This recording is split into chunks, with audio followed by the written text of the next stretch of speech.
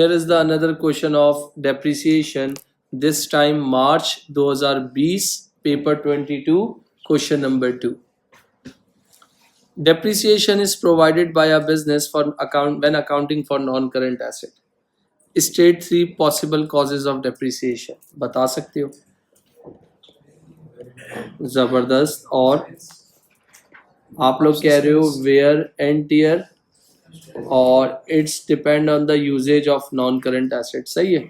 फिर time factor आप कह रहे हो, डिप्लेशन आप कह रहे हो, और टेक्नोलॉजिकल फैक्टर कह रहे हो. सही है. ऑब्सेसिलेंस कह रहे हो. सही है. Technological factors. अगर मैं आपको सिर्फ एक छोटी सी बात बताऊं, according to my point of view physical deterioration होती है जिसमें दो आते हैं, wear and tear, rust and dust. Economic यानी फैक्टर के अंदर इनएडवोकेसी और ऑब्सेसिलेंस, डिप्लीशन और time factor, lease of building. कितने मांगे थे इन्होंने? 3 मांगे थे, हमने 4 दे दिए हैं. तो कोई मसला नहीं है, बट जितने कहेगा उतने ही हमने देने हैं. अदरवाइज हमने ज़्यादा देने के भी नंबर कोई वो एक्स्ट्रा नहीं देगा. मैं पार्ट बी पे जा रहा हूँ. अगेन पार्ट बी पे क्या बोला हुआ है वो देख लेना. Explain 2 accounting concept which are applied when providing depreciation. कौन से 2 अकाउंटिंग प्रिंसिपल्स हैं? तो सबसे पहले अगर मैं आपसे बात करता हूँ, एक्सप्लेन बोला है ना इन्होंने, एक्रूवल्स स्लैश मैचिंग. इसको नाम लिख दिया. इसमें थोड़ा सा एक्सप्लेन कर दो. The cost of the asset is match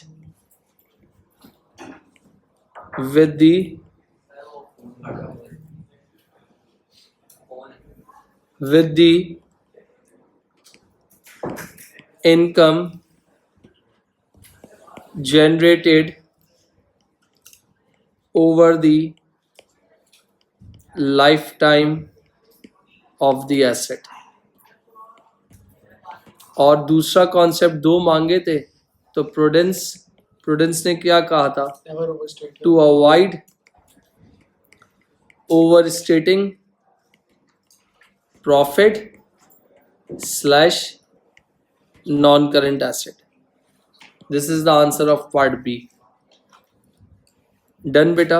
और ये आंसर जो था, ये वाला था मेरे ख्याल से 3 मार्क्स का, और ये जो था आपके पास 4 मार्क्स का. नेक्स्ट रिक्वायरमेंट इसकी क्या है भाई? उन्होंने बोला प्रोविजन अकाउंट बनाओ, अभी अभी बनवाया है, और डिस्पोजल अकाउंट बनाओ. और मेरा जो ईयर एंड हो रहा है वो 31 दिसंबर हो रहा है. इसका मतलब शुरू जो है जनवरी में होगा. तो अकॉर्डिंग टू दिस, तो सबसे पहले part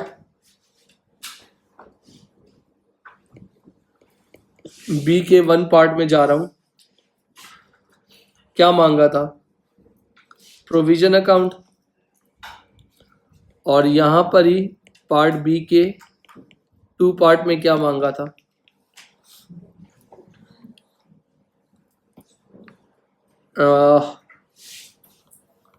motor vehicle disposal account. और ये क्या है? Motor vehicle, sorry, provision for depreciation motor vehicle account. Start कहाँ से करूँगा? 2019 जैन 1 बैलेंस ब्रॉट डाउन कितना दिया हुआ है? 1,05,000. कहाँ से उठाया? ये रहा. इसके बाद ये रहा एसेट का ओपनिंग हो गया, ये प्रोविजन का ओपनिंग हो गया. ड्यूरिंग द ईयर एक नया मोटर व्हीकल खरीदा है. कितने का? 50,000 रुपये का. कितने का खरीदा है? तो 1 मिनट. पॉलिसी क्या? Full year depreciation charge in the year of purchase, no depreciation charge in the year. सही है. कौन सा मेथड है? RBM मेथड है. अच्छा, किससे खरीदा है, किस तरह खरीदा है इन्होंने, ये सिर्फ कुछ भी नहीं बोला हुआ है. तो ये तो खैर हमारे कोई काम की नहीं है, क्योंकि एसेट अकाउंट बोला हुआ नहीं है. इस साल एसेट डिस्पोज भी किया होगा, एसेट डिस्पोज किया होगा जिसकी डेप्रिसिएशन खुद ही दी हुई है, जो कि कितनी है? 17,500 मिल गई। तो यहाँ क्या लिख दिया 2019 दिसंबर 31। तो यहाँ क्या चाहिए मुझे 17,500 और यहाँ क्या चाहिए I/S which is called current year depreciation.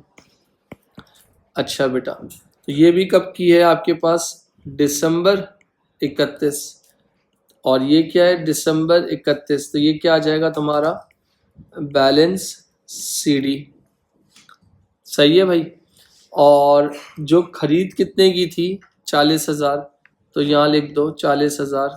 क्या लिख दिया मोटर व्हीकल। बेच के कितने पैसे आ गए 16,500। कुछ मेंशन नहीं है। जब कुछ मेंशन नहीं होता तो हम उसको क्या कंसीडर करते हैं बेटा बैंक कंसीडर करते हैं कितना 16,500। और डिस्पोजल की जो डेप्रिसिएशन है वो कितनी थी एक्यूमुलेटेड भी नहीं बोला उन्होंने, सिर्फ डेप्रिसिएशन बोला है। तो मैंने कहा प्रोविजन फॉर डेप्रिसिएशन 17,500। दिखने में कौन सी साइड हैवी लग रही है डेबिट। तो यहाँ लिख दिया 40,000। 40,000 में से 10 20 27 और 3 30 के बाद 33 34,000। तो 6,000 रुपये का लॉस हो गया। कितने का लॉस हो गया 6,000 का। तो सारी चीज़ें सवाल में गिवन थी, सिर्फ मैंने आके प्लॉट किए और कुछ भी नहीं किया। तो इसके कितने मार्क्स हैं 2 मार्क्स।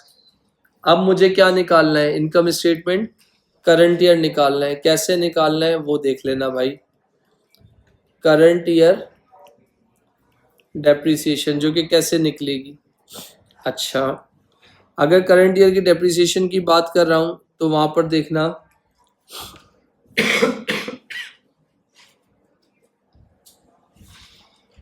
RBM मेथड है ना। तो मैंने कहा मेरे पास स्टार्ट में एसेट कितना था 1,80,000। अल्लाह ने दूसरा कितने का दिया 50,000। पुराना वाला एसेट कितना था कि निकल गया 40,000। 180 प्लस 50 माइनस 40 कितना होता है जी 1,90,000 मेरे रिमेनिंग एसेट रह गए। पुरानी डेप्रिसिएशन कितनी थी 1,05,000। इसमें से 17,500 डिस्पोजल की डेप्रिसिएशन माइनस कर दो कितना आ जाएगा 87,500। कॉस्ट 1,90,000 है 87,500 मेरी डेप्रिसिएशन है। कॉस्ट में से डेप्रिसिएशन को माइनस कर दो NBV कितनी आ जाएगी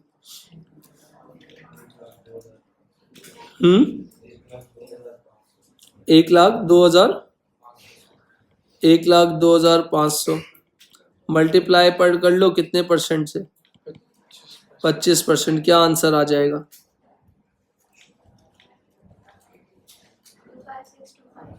25,625।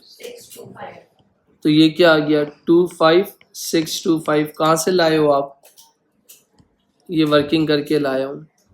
टोटल कर लो कौन सी साइड हैवी लग रही है। 1,5 में 25 डाल दिए 1,30 625। 1,30 625 25 में से 17,500 निकाल दो कितना हो जाएगा 1,13 1,25। दोनों साइड्स इक्वल हो गई। CD यहाँ पर y।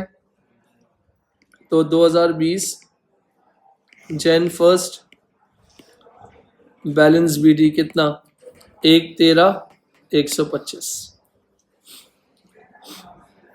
पूरा क्वेश्चन आपकी नजरों के सामने है। कोई सवाल है तो पूछ सकते हैं।